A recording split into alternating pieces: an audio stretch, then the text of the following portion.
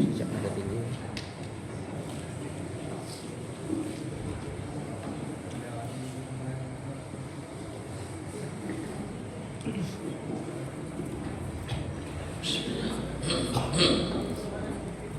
Bismillahirrahmanirrahim. Alhamdulillah wassalatu wassalam ala Rasulillah Muhammad ibn Abdullah wa ala alihi wa sahbihi wa man wala. La hawla wa la quwwata illa billah. Subhanaka la ilma lana illa ma 'allamtana innaka antal alimul hakim. Rabbi shrah li sadri wa yassir li amri wahlul 'uqdatam min lisani yafqahu qawli wa saddid lisani wahdi qalbi bi jahin nabiyyi wa alihi wa sahbihi. Allahumma aghnina bil ilm wa zayyina bil hilm wa akrimna bit taqwa wa jamilna bil afiyah. Allahumma 'allimna ma yanfa'una wanfa'na bima 'allamtana wa zidna ilman wa 'amalan wa fiqhan bi rahmatika wa judika ya arhamar rahimin. Hadirin wal hadirat wat talaba yang dirahmati oleh Allah, alhamdulillah, puji dan syukur kita panjatkan kehadirat Allah atas limpahan nikmat yang Allah karuniakan kepada kita. Salawat dan salam semoga senantiasa tercurahkan kepada junjungan kita Nabi besar Muhammad sallallahu alaihi wasallam beserta keluarga, sahabat dan pengikut setia beliau sampai akhir zaman.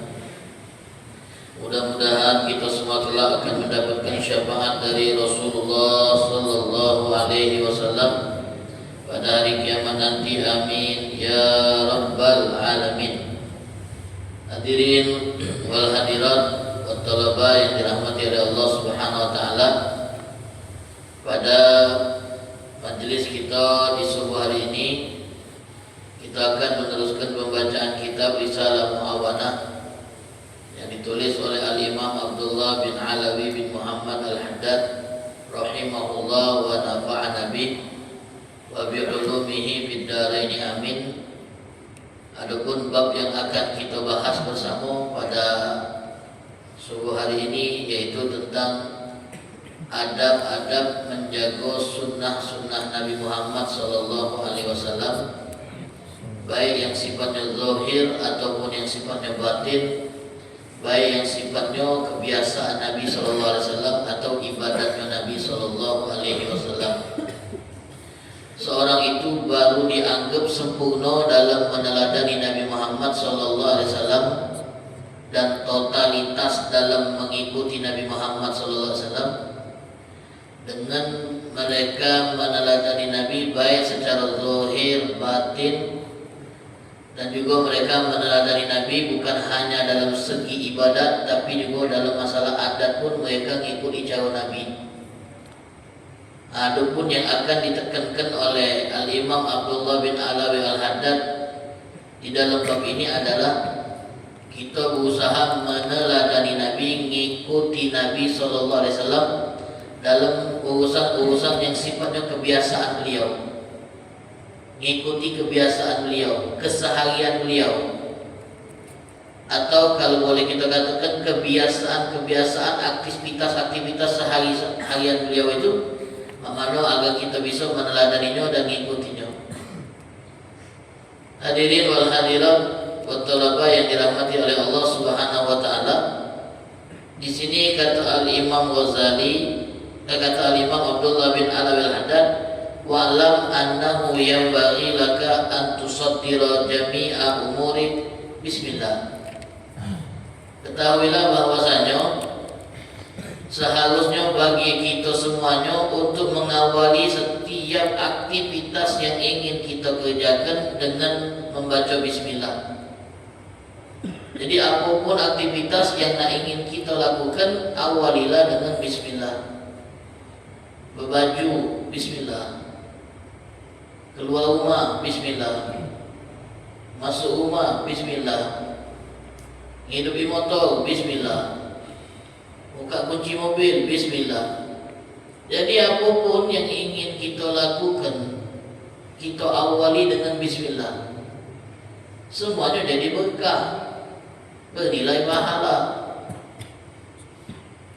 Kenapa? Karena Nabi SAW bersabda dalam hadis, kullu amrin dhibalin la yubda fihi bi bismillah fahuwa aghta.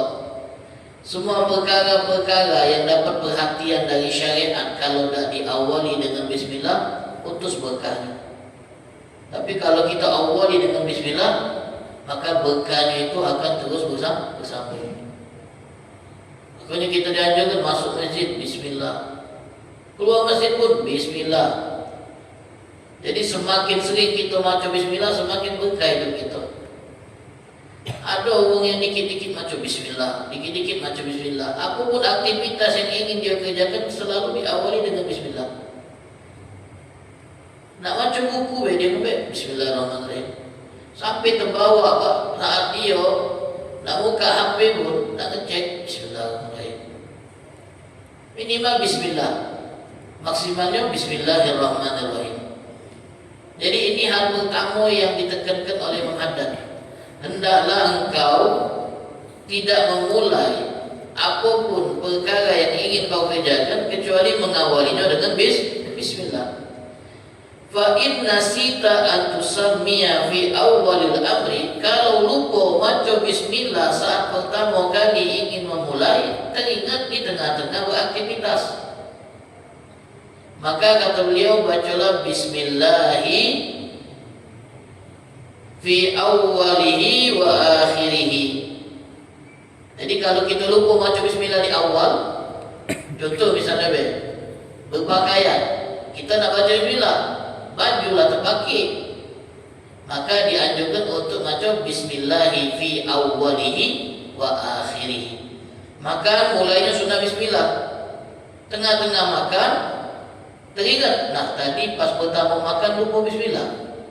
Sunnah kita untuk membaca bismillahi fi awwalihi wa akhirihi. Kalau ingat di tengah-tengah, saat kita sudah mengerjakan sesuatu. Jadi tetap dianjurkan baca bismillah, tapi versinya berbeda. Bismillahi fi awwalihi wa akhirihi. Kemudian wajtahid alla tadkhula fi syai'in minal adat illa bi niyatin shaliha. Berusahalah agar engkau tidak masuk dalam perkara-perkara yang sifatnya adat kebiasaan kecuali engkau pasang niat-niat yang baik. Jadi kalau kita ingin memulai aktivitas yang sifatnya itu adat, cuma kebiasaan, rutinitas, maka jangan lupa pasang niat baik saat melakukannya. Makan itu rutinitas, berpakaian itu kebiasaan, jalan, lari itu kebiasaan sehari-hari kita juga. Tegak, duduk. Di sini Muhammad katakan, berusahalah untuk setiap kali engkau melakukan aktivitas yang sifatnya adat untuk memasang niat-niat yang baik sebelumnya. Di sini beliau nyontohkan, kalau engkau ingin memakai pakaianmu habis mandi, nak berbaju. Berbaju ini kebiasaan. Wong tak disuruh pun pasti akan berbaju. Ini kebiasaan. Nah, hendaklah saat kita ingin mengenakan baju kita pasang niat supaya baju yang kita pakai ini bernilai pahala. Jadi ada orang pakai baju, semuanya pakai baju, yang di masjid ini pakai baju galau. Tapi ada yang berpahala dengan dia pakai baju, ada yang tidak dapat pahala. Siapa yang dapat pahala? Wong yang saat dia pasang bajunya, dia pasang niat juga. Apa niat kita berpakaian ini Bapak Ibu? Niat kita berpakaian ini apa? Yang pertama adalah nutup aurat. Niat pertama kita berpakaian ini untuk aurat, supaya aurat kita yang Allah perintahkan untuk ditutup, kita tutup dengan berpakaian. Jadi boleh pahala. Kenapa kau berbaju? Oh, malu kalau tak baju. Tengok mana boleh pahala. Karena dasarnya malu. Tapi kalau ditanya kenapa kau berbaju? Nutup aurat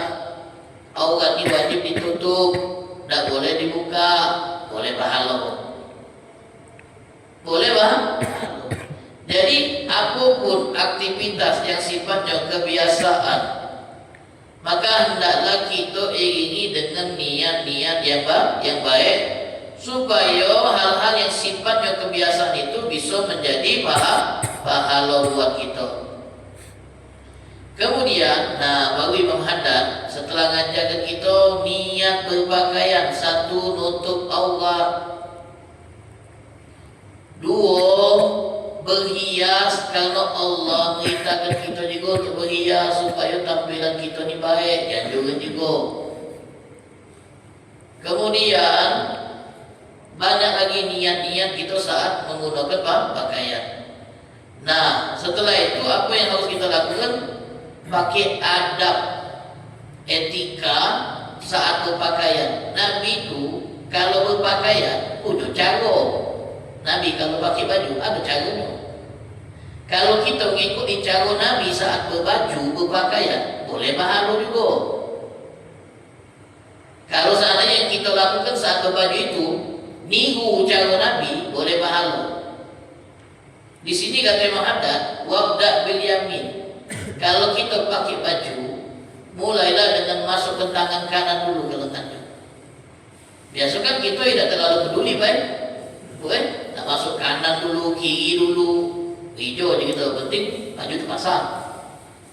Tapi kalau ada orang yang ngikuti Nabi total, sempurna, waktu nak berbaju, dia cari tahu dulu, Nabi ini kalau pakai baju, mana caranya?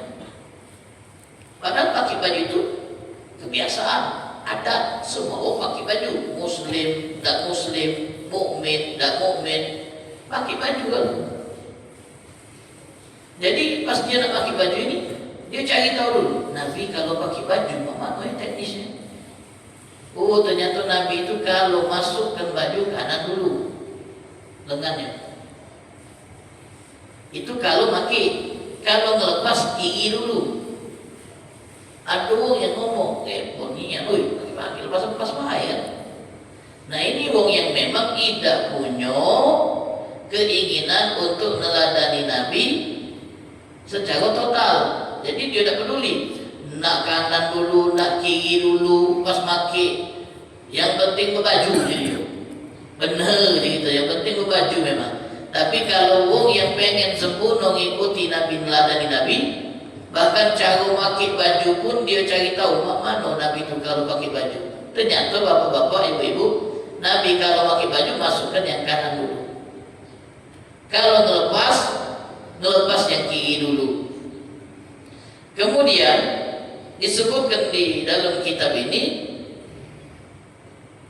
warfa izaraka au qamisaka ila nisfi as-saq. Angkatlah bagian bawah pakaian kita, entah itu gamis, entah itu sarung, entah itu celana.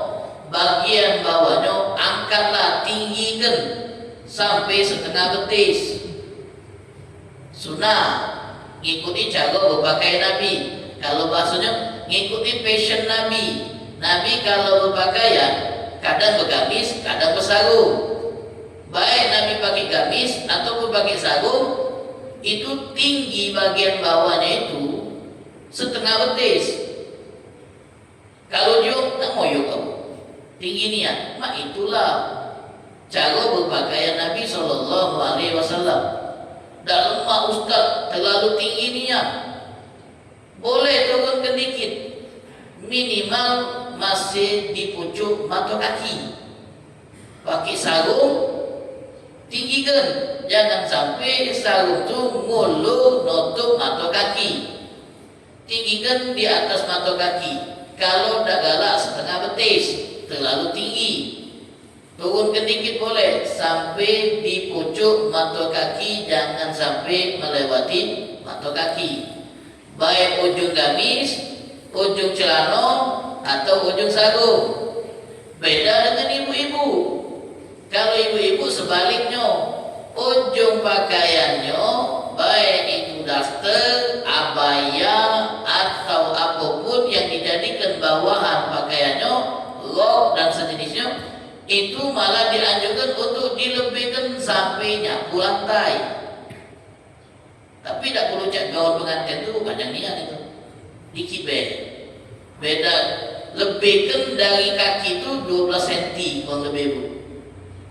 Sunnah biar lebih tertutup ya organnya, kakinya itu. Ada seorang perempuan nanya dengan Aisyah, wahai Ummahatul Mukminin, wahai Ummul Mukminin Aisyah, kalau kita perempuan ni pakai baju sampai nyapu tanah, mana kalau ada najis dalam baju tu nyapu lantai, misalnya ada kotoran, sapu kan, mana najis tak baju kita. Oleh Aisyah menjawab, yang nyucinya adalah area-area bersih setelahnya. Jadi misalnya ini najis, tersapu, belah sini kata najis tanah. Nah tanah inilah yang bersihkan najis yang nyangkut di baju.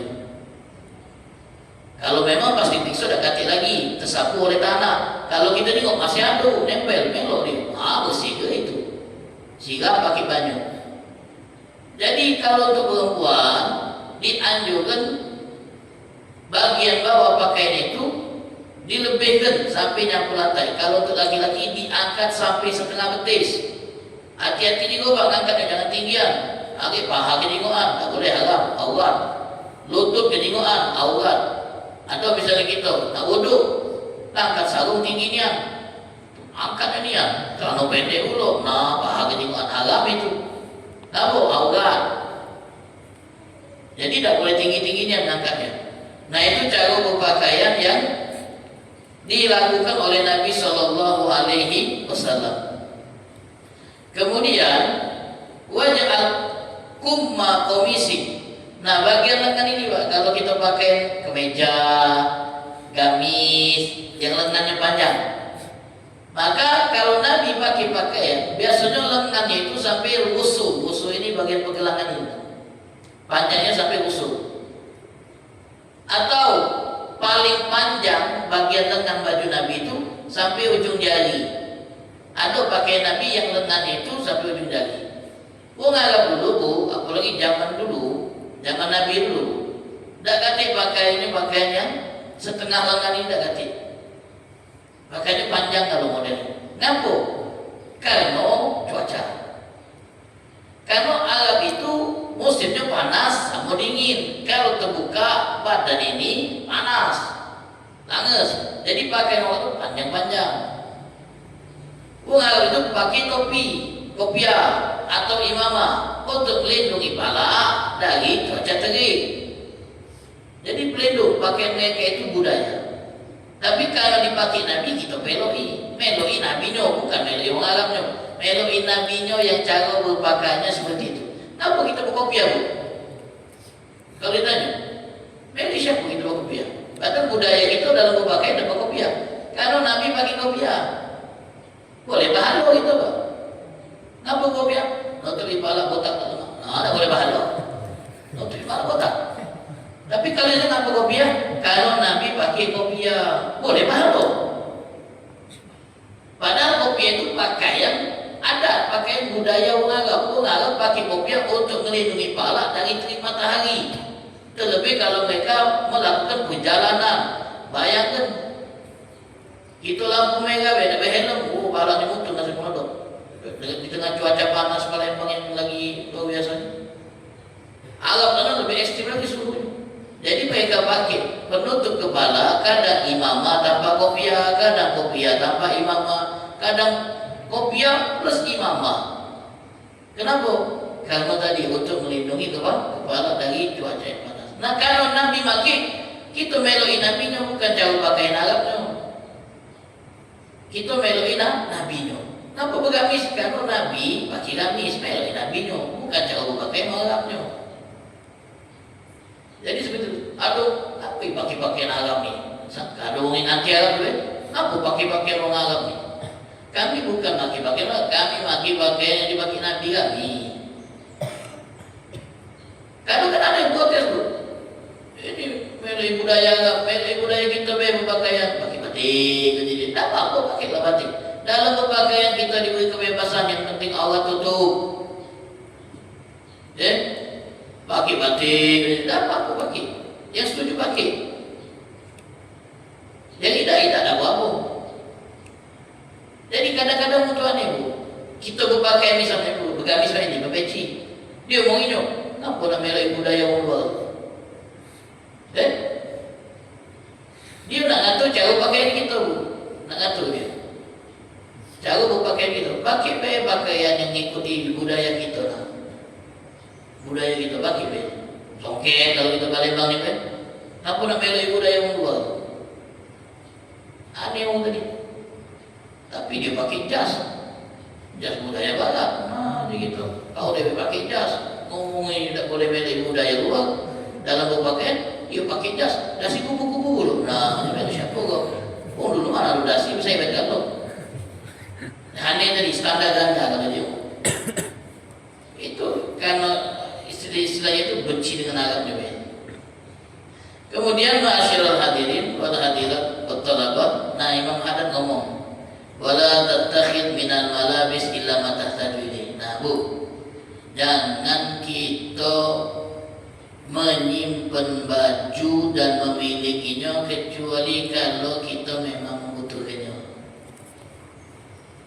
Jadi baju yang dirobok itu usahakan yang memang nak kita pakai. Jangan cuma tersimpan. Banyaknya sabnya baju, celana banyak niat. Sampai makinya bingung. Mininya belamo, nak kondangan memang lah pakai. Ini dah cocok.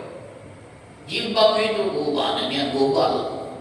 Sampai bingung dia nak pakai jilbab yang mana? Nak cocokkan dengan baju, saking banyak itu.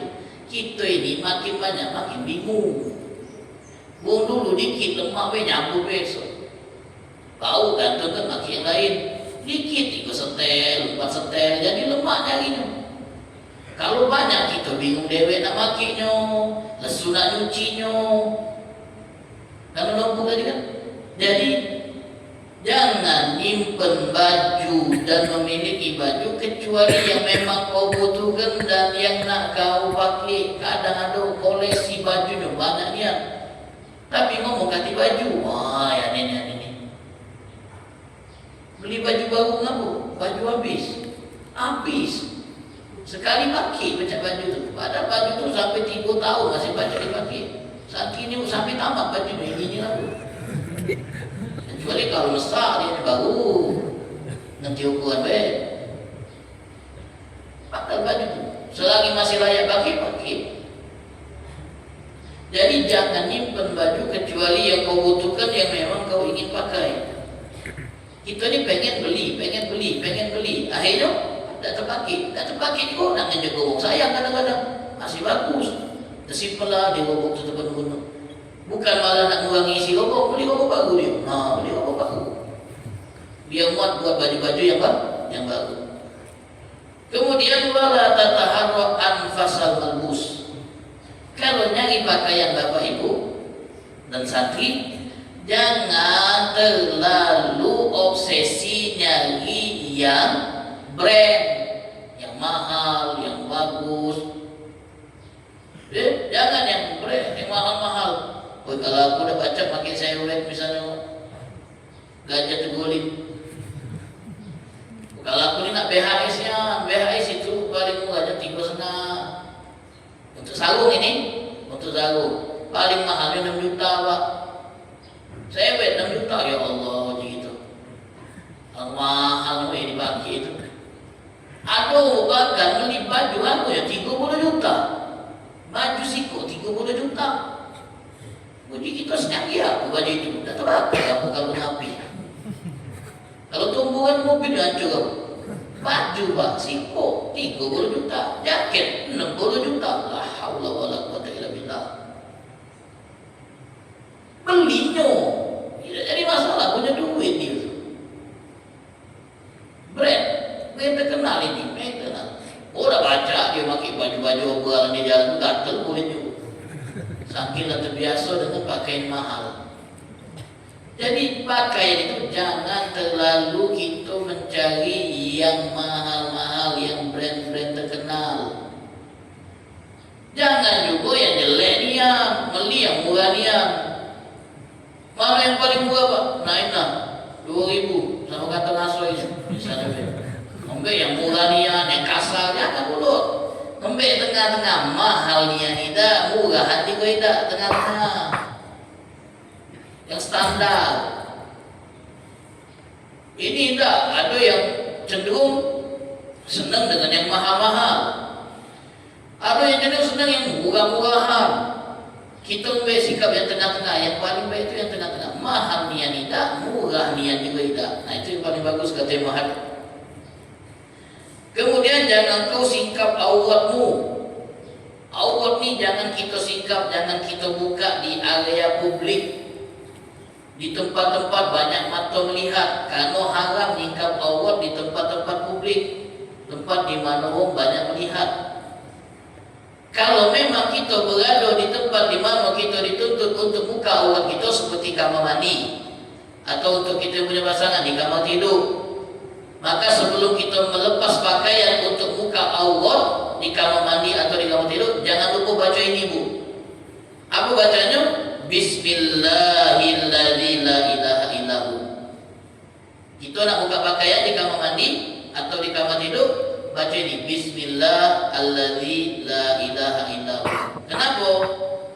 Karena dengan membaca zikir tersebut mata-mata jin tidak akan bisa memandang aurat kita. Karena di sekitar kita ni ada jin. Jin baca tengok kita, kita baca tengok dia. Jadi kalau kita baca zikir tadi pas buka aurat, melepas pakaian, Allah lindungi kita dari pandangan jin. Jin tak baca tengok aurat kita. Jin tapi ini kata manusia Jin baca tengok. Apa bacanya? Bismillahilladzi la ilaha illahu. Santri pas masuk kamar mandi baca ni Bismillahilladzi la ilaha illahu. Ini bisa melindungi kita dari pandangan jin. Kemudian tadi Imam Haddad mengatakan wa idza labista, kalau kita mengenakan pakaian, pakai pakaian, tangan kanan dulu masuk, tangan kiri, kepala. Setelah kita selesai pakai, jangan lupa baca doa berpakaian. Alhamdulillahilladzi kasani hadza wa razaqanihi min ghairi haulin minni wala quwwah. Alhamdulillah yang telah memakaikan aku pakaian ini dan telah memberiku rizki tanpa usaha, tanpa kekuatan. Dapat dengan mudah kita pakai ini. Hadirin wal hadirat yang dirahmati oleh Allah. Kenapa pas kita pakai baju kita bersyukurnya sama Allah? Padahal baju ini kita beli dengan duit kita, dari usaha kita. Kenapa kita terima kasih sama Allah? Karena kalau Allah tidak mudahkan kita untuk mendapatkan pakaian ini, kita tidak punya pakaian. Tengok saudara kita yang kena bencana kemarin di Aceh tu, habis kalau pakaian. Ya kena bencana alam tu Pak, kadang-kadang pakaian habis kalau hartanya. Baju pun cuma yang dipakai benar. Yang tadi kita punya banyak baju, puluhan baju itu, pacak lenyap dalam hitungan menit kalau ada bencana. Hilang kalau baju, cuma baju yang dipakai inilah. Nah di situ kita baru ngasuh, ya Allah ternyata berharga ni baju yang selama ini aku pakai itu. Setelah apa? Setelah lenyap, setelah hilang. Bahagunya, makanya kita berterima kasih terus sama Allah. Ya Allah terima kasih sedang juga aku pakai yang bisa aku pakai ini. Pakai yang nyaman dulu, enak di badan. Jadi seperti itu. Masyarul hadirin yang dirahmati oleh Allah Subhanahu wa taala. Wa minas sunnah, di antara yang sunnah adalah lubsul imamah. Untuk lanang ini pakai imamah sunnah. Yaitu kain yang dililitkan di kepala. Kalau kita nyebutnya sorban. Pakai sorban, pakai imamah sunnah. Itu diamalkan oleh santri. Dan bukan termasuk sunnah imamah yang besar nian. Nah, imamah itu sedang-sedang be. Jangan besar nian, kayak berpespa misalnya besar itu. Cici be, tipis-tipis be imamah. Jangan tebal nian. Lilit aja banyak nian. Dikit-dikit be. Kecuali kalau dia ulama, tak apa. Untuk jadi ciri khas dia sebagai ulama dan tokoh. Nah kemudian kita lanjutkan dikit tentang apa? Bab adab berbicara. Nah, ngomong. Bab ngomong ini berbicara. Kata Imam Haddad, wa alaika an la tantiqa illa bi khair. Engkau kalau bicara dengan wong, hendaklah bicaralah yang baik-baik. Kalau ngomong yang baik-baik. Ngomong itu. Tak usah ngomong yang jelek-jelek, ngomong yang tak berfaedah, ngomong yang tak ganti gunanya, apalagi ada unsur vulgarnya, kotornya. Ngomonglah yang baik-baik. Kalau kau ngomong dengan orang, ngomonglah yang baik-baik. Setiap ucapan yang tidak halal untuk diucapkan maka haram didengar. Omongan yang haram untuk diucapkan haram juga didengar. Aku cuma dengar dia yang ngomong tak berdosa aku. Haram sama baik yang dengar dengan yang ngomong sama-sama dosa. Omongan yang kalau kita ucapkan berdosa, maka yang dengarnya melak berdosa. Kenapa? Kalau dia ngomong itu gara-gara ada yang dengar, seperti riba, menyinggung, mumpat ngomong ibu dari belakang. Kau dah cerita si bulan itu. Memang ada niat cerita itu, Pak. Ngomongi keburukan wong, ngomongi aib wong saat wong itu tidak ada sama kita, maka itu namanya riba. Yang ngomong berdosa, yang dengar sama berdosa. Kenapa? Karena setiap ucapan yang haram untuk diucapkan, maka haram juga untuk didengar. Ada ngomong, kalau kita ngomong pelan-pelan, jangan terkaca-kaca, rapi-rapi, jangan berantakan, supaya yang dengar paham apa yang kita ucapkan.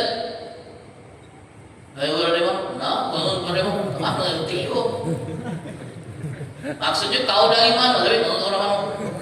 Mana ngerti? Ngomong tu pelan-pelan. Kau dari mana? Biar orang yang dengar itu paham. Rapi-rapi, pelan-pelan. Nabi itu kalau ngomong pelan nian, rapi nian. Kadang-kadang Nabi itu kalau nyampaikan sesuatu ke sahabat diulang 3 kali biar mereka paham. Biar yang didengar itu utuh. Jadi diulang. Nabi kalau ngomong sallallahu alaihi wasallam. Kemudian wasgi ila hadisin man haddasaka. Kalau ada orang yang ngajak kita ngomong, dengar. Kita kalau ngomong pengen dengar. Maka kalau orang ngajak kita ngomong, kita dengarkan. Simak omongan dia. Jangan kita sibuk orang ngomong. Kalau orang ngajak ngomong, perhatikan di mukanya. Jangan orang ngajak kita ngomong tapi pandangan kita ke lain. Iya. Maunya di sini. Ya. Nah, tapi kadang-kadang juga baik ini ada ngomong Pak kita nih ada ngomong. Kalau kita ngomong tuh bagi-bagi, jangan kita galau. Duduk sejam, wah, jangan dengar seminar, dia terus ngomong. Nanti jeda lagi. Ada tak kawan yang kayak ini? Kalau duduk dia terus yang ngomong. Kita baru ngomong dikit, potongnya dia lagi. Ngomong dikit, potongnya dia lagi. Ini kita hobinya ngomongin. Cocok jadi pengacara ini. Ngomong terus ya, nah macam ini bolehlah kita balik sedikit, habis itu lagi gitu. Adonian orang itu kalau kita sudah temu dia, ngobrol tuh nyambung terus, tak kereta. Lagi tegak, setengah jam kita lagi tegak tuh nunggu dia. Oh iya itu ya, oh iya, nah jadi gitu, nah lagi dah lemak orang itu. Nah tinggal kerja mana, sakit perut lah. Nah lagi kan bisa. Yo, nanti lagi tunggu sini, dah balik. Ngajak tegak sudah. Adonia yang kalau cerita tuh ngabisi, tak magi-magi. Kalau ngomong dengarkan. Ya santri, kalau ngomong dengarkan apalagi muka, jangan buang muka. Jangan kita sedang ini gua ngajak ngomong, dia sibuk di layar. Bahkan kadang bapak ibunya yang ngomong, tapi dia sibuk dengan layarnya. Bilal, ngerti tak tadi? Bapak ngomong apa? Ngerti Pak? Kau tu yang kajian baca, ulangi apa lah? Iya Pak. Mata di sini masih. Oh, ada. Kalau dengan uang lain beda boleh itu. dengan kawan bicara gitu. Wong ngajak kita ngomong, kita sibuk dengan HP. Apalagi dengan orang tua. Wong ngomong dengarkan, disimak, jangan dipotong, jangan disela, biarkan dia selesai. Kecuali kalau omongannya sudah menjurus kepada omongan yang datangkan busuk. Mulai nyempet-nyempet ngomongin wong, langsung kita potong dengan cara yang bijak. Minta maaf. Sampai di sini ngomongnya. Sudah nggak ngomongin wong. Kalau berani, kalau tidak alih ke topik. Mana aku beras naik apa itu? Apa alih ke topik? Mas turun tak? Alih ke topik itu. Kalau lah mulai ngomongin wong. Kalau kita dah baca dah, nyetopkan dia. Kemudian jangan melok-melok kalau dah diajak ngomong. Ada kawan lagi ngomong kedua. Kita dengar omongannya Pak, tahu bahasanya. Oh iya, kalau menurut aku, siapa ajak ngomong? Tiba-tiba masuk dia Pak. Tak usah, kita ni kalau tak diajak, jangan melok ngomong, jangan melok komentar. Walau tak tahu, jangan masuk Saat orang lagi ngomong, kita terdengar, tiba-tiba kita nggak tahu, kita melok ngomong. Tak usah, tak diajak. Kemudian di sini jangan kita nunjukkan saat orang nyampaikan sesuatu yang sudah kita tahu bahwa kita dah tahu. Kawan tu cerita, tapi kita sudah masuk gestu kalau kita tahu. Jangan dengarkan cak-cak kita ni belum tahu sama sekali Pak. Itu adab Pak. Sakit tu. Ada orang nyampaikan berita, kita ni lebih dulu tahu dari dia berita ini. Dengarkan baik. Tidak berdosa kita ecek-ecek itu Pak. Malah pahala kan menyangkut perasaan. Yang lebih nunjukkan gestu kita tahu tak boleh. Ceramah. Tunjuk cerita. Bunyi kita cerita ini 14 kali aku dengar. Ini yang ke-15. Jangan kita batalkan. Dengar ke benar? Seakan kita belum pernah dengar sama sekali Bu. Ada seorang ulama Bu. Dengar ada budak nyampaikan hadis kepada dia. Kata ulama ini, bahkan hadis ini sudah pernah aku dengar dari semenjak kau belum lahir. Tapi dia milih untuk dia mendengarkan budak tadi masakan hatinya. Waduh hadis itu. Padahal dia ulang dengar hadis itu dari sebelum bocah ini lahir. Nyago perasaan kita. Jangan gitu. Cerita basi itu. Aku tahu. Sebelum kau. Kenapa kita menunjukkan hebat aku kalau tahu duluan tu? Dengarkan baik. Dengarkan baik. Jadi jangan kita menunjukkan bahawa kita ini sudah tahu saat ada orang cerita tentang cerita yang sudah kita dengar. Kalau memang ceritanya itu keliru, baik, ceritanya keliru salah. Jangan terburu-buru untuk menyangkalnya dan negurnya. Jangan. Salah cerita besi kau tu. Sebarangan baik kau cerita. Mana ada cerita cak ini. Jangan. Kita boleh benahi kesalahanmu tapi bercara. Waktu baru Santi, kalau kita tegur dengan cara yang baik, galak nimo. Tapi kalau caranya salah, walaupun kita benar, caranya salah, biasanya tak galak nimo. Akhirnya setelah dia selesai, itu ceritanya besi kau. Tapi kalau pernah aku dengar tu, ini ceritanya tu. Oh iya benar itulah. Terima kasih. Setuju. Tidak, barulah dia nak cerita. Wah, dah cerita ceritanya. Benar itu lah. Apalagi Ustaz tu lagi ceramah. Pasti ke Ustaz ni ngomong, apalagi ni. Jadi jangan itu cara kita menerima memperbaiki ceritanya. Nah itu adab-adab dalam berbicara. Satu, ngomonglah dengan tapi dengan pelan supaya dipahami. Dua, kalau mengajak ngomong dengarkan, simak, jangan buang muka, jangan kita fokus dengan yang lain. Kalau lagi ngomong jangan dipotong, kecuali kalau berisi omongan yang dosa. Kalau tak diajak ngomong jangan melok-melok, jangan kemudian kita tiba-tiba nimbung masuk dalam pembicaraan wong yang tidak ngajak kita bicara. Kalau ada orang bercerita yang sudah kita dengar, jangan kita lanjutkan kalau kita sudah pernah dengar. Kalau orang salah dalam mawakan kita, tegur dengan baik-baik. Kalau itu urusan hukum, wajib kita tegur bergaul tapi tetap dengan cara yang baik. Ini adab interaksi. Semuanya itu ya dilakukan oleh Nabi kita Muhammad SAW. Nabi tidak pernah motong omongan wong. Nabi selalu nyimak omongan wong. Nah ini yang kita tiru dari Nabi Muhammad. Mudah-mudahan ya kita bisa meneladani beliau secara sempurna. Amin ya rabbal alamin. Insyaallah nanti akan kita lanjutkan adab-adab yang lain yang berkaitan dengan kehidupan sehari-hari. Amin ya rabbal alamin. Hadza ma aqulu lakum wa lakum minkum. Assalamualaikum warahmatullahi wabarakatuh.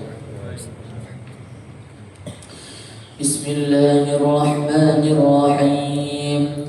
Ya Rabbana arafna bi annana iqtarafna wa annana asrafna ala wa ashrafna fatub alaina